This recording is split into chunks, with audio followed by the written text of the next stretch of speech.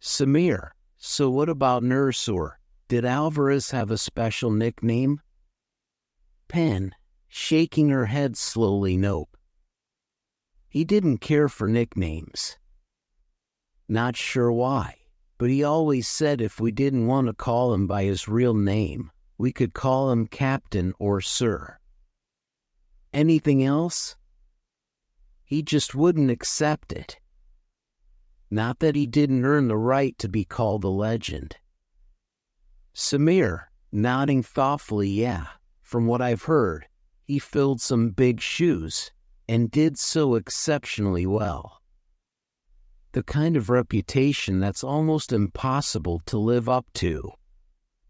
Pen, smirking, eyes distant, no doubt about that. He and Awali were both something else. They set the bar high. There's no better man to follow into the fire than Alvarez. And if things ever got rough, I can't imagine anyone else I'd rather have at my side than Nurse, chuckling softly even if his bedside manner was lacking, to put it mildly. Deeg, looking puzzled, tilting his head slightly, big shoes, like he had a big legacy to uphold. As in, the previous captain was so good that it would be hard to match him?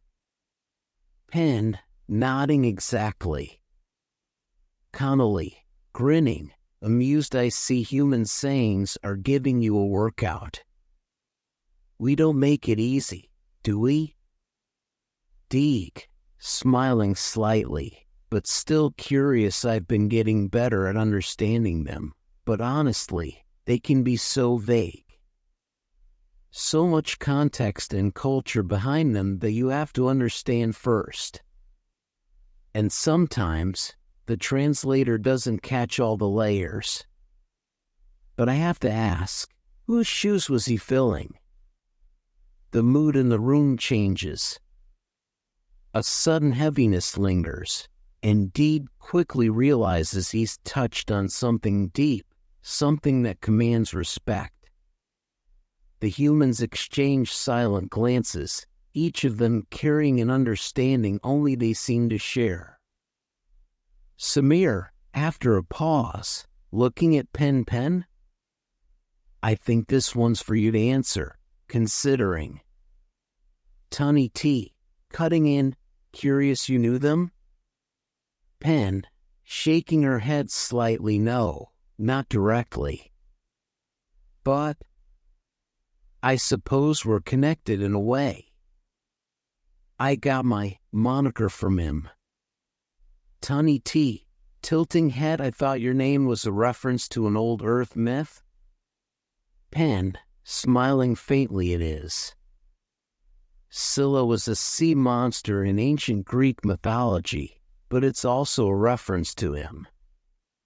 You see, Scylla was part of a duo, and the other half was Charybdis. That's the name he took during his time. Apparently, our feats were similar.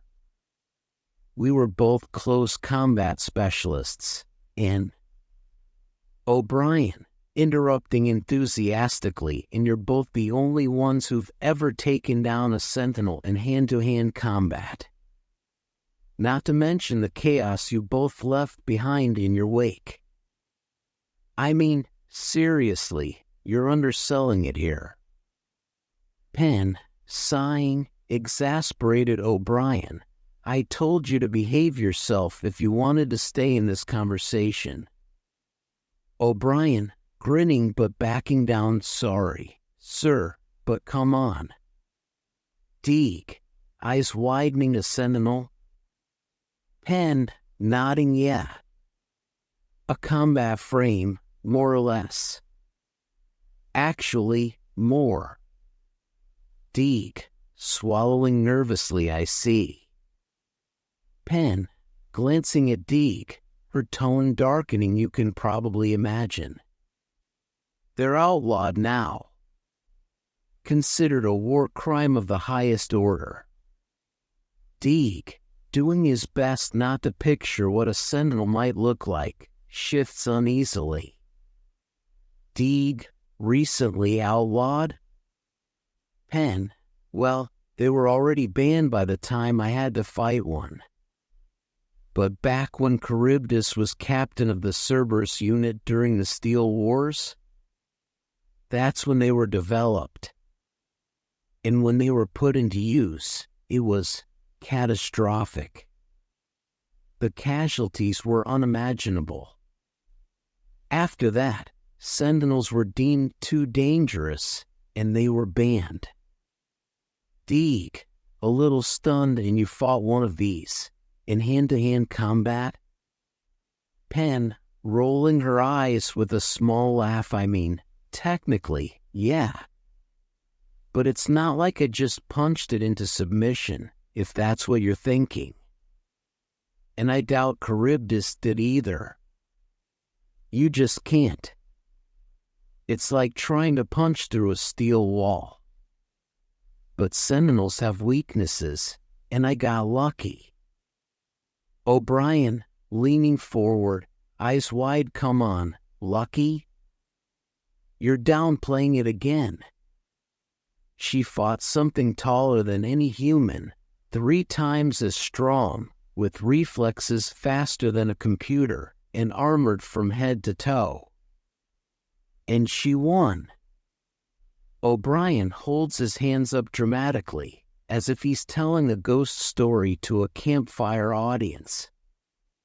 O'Brien, anything I'm leaving out? Pen, shrugging nonchalantly, I honestly don't think I could add much more if I wanted to. It's all a blur.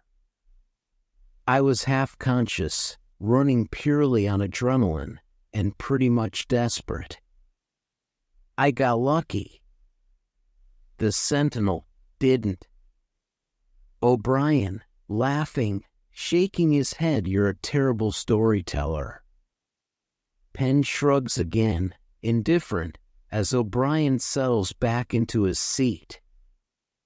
Deeg, hesitant, but curious, any advice for me if I ever run into one? Pen, deadpan, don't. Deeg, defeated, thanks for that. Pen, with a slight smirk, do you use a shotgun? Deeg, nodding yes. Pen, seriously, single slug rounds. And whatever you do, don't lose it. Deeg, in hand-to-hand? Pen, leaning forward slightly, her voice quiet but intense, look, if you make a mistake, you're definitely done for. If you don't make a mistake, you're probably still done for. So, don't make mistakes, and if you get the chance, go for the neck. Deeg, under his breath, that's comforting. Connolly, clearing his throat, all right, O'Brien, sit down. Maybe it's time we change the subject. The room is silent, but the tension is thick. Pen is alone. Alvarez sits motionless against the console. His helmet visor, black as night, faces her, and though he doesn't move, it feels as if his empty gaze is locked onto her. His chest doesn't rise or fall. There's nothing. Just stillness. Nurses. Pen forces herself to move. Her senses are on high alert, every nerve firing as she navigates the dimly lit command post. A brave soldier bursts through the door, shotgun in hand. Without hesitation, Pen disarms him, replacing his weapon with a knife through his throat. More enemies. 2 figures charge in from the opposite door. The first one barely has time to react before Pen pulls the trigger. One shot, and he collapses in a mist of red, slumping lifelessly against the console. The second one freezes for a split second, enough to give her away, but she still raises her rifle. Too slow.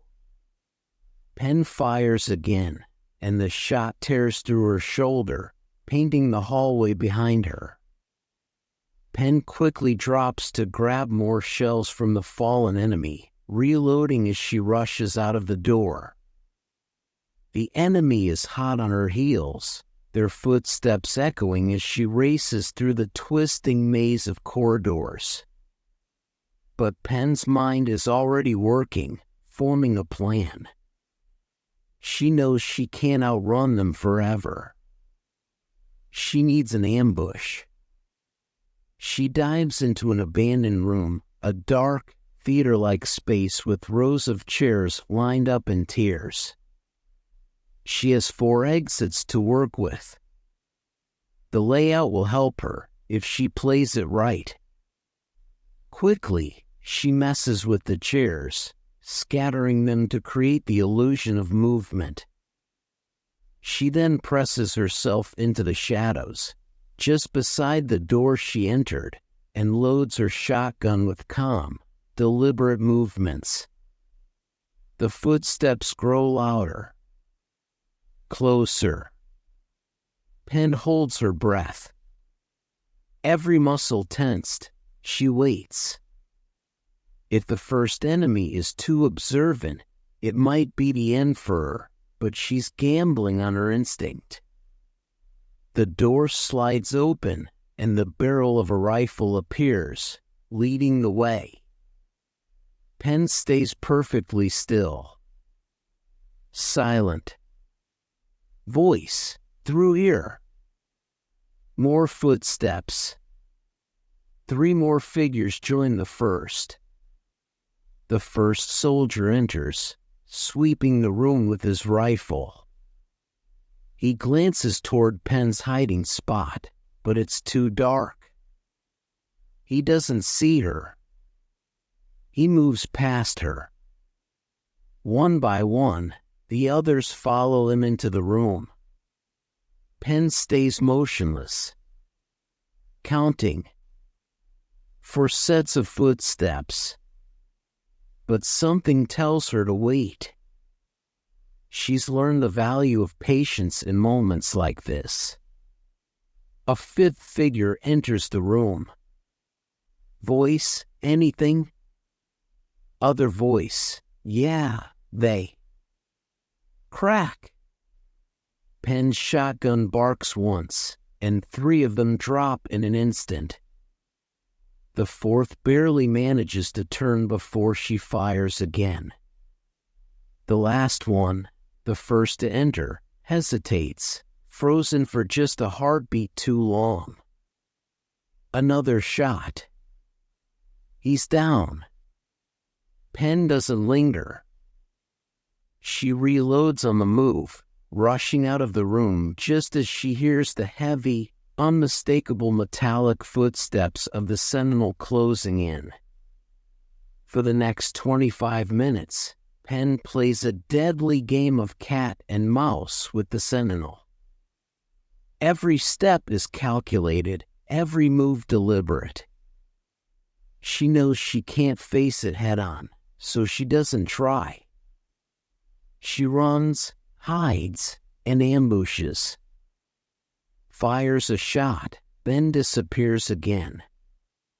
Always one step ahead, but only just. Her heart pounds in her ears. Her breaths come in ragged gasps, her vision starting to blur from exhaustion. Her shotgun clicks empty, and she switches to her pistol. When the ammo runs low, she becomes a blur of fists and blades, cutting through the remaining mercenaries with surgical precision. But she knows the sentinel is still out there, hunting her. Finally, they corner her in a storage room. It's cramped, filled with crates and supplies, and worst of all, there's no exit. She's trapped. Pen presses herself into the shadows behind a stack of crates, trying to control her breathing. Her mind races, searching for a plan. She has 3 shots left in her pistol. That's it. The double doors slide open, and the heavy clank of the Sentinel's feet echoes inside the room. Voice, let the machine handle it. We'll stay here. The mercenaries stand at the door. The Sentinel moves closer, its footsteps slow and deliberate. Sentinel, voice cold and mechanical. Oh. The machine charges. Penn reacts in an instant, springing from her cover, her pistol raised. The Sentinel is already on her, closing the distance with terrifying speed. Time seems to slow as Penn calculates her options. She imagines herself firing and failing. She dies. Another scenario. She shoots, maybe slows it down, but she still dies. Closer. She barely escapes the Sentinel, only to be cut down by the mercenaries waiting at the door. The Sentinel swings at her, a massive arm arcing through the air. Penn ducks, spinning beneath its reach in a fluid motion. She drops to one knee, her pistol aimed past the Sentinel, locking onto the mercenaries at the door. Pop, pop, pop.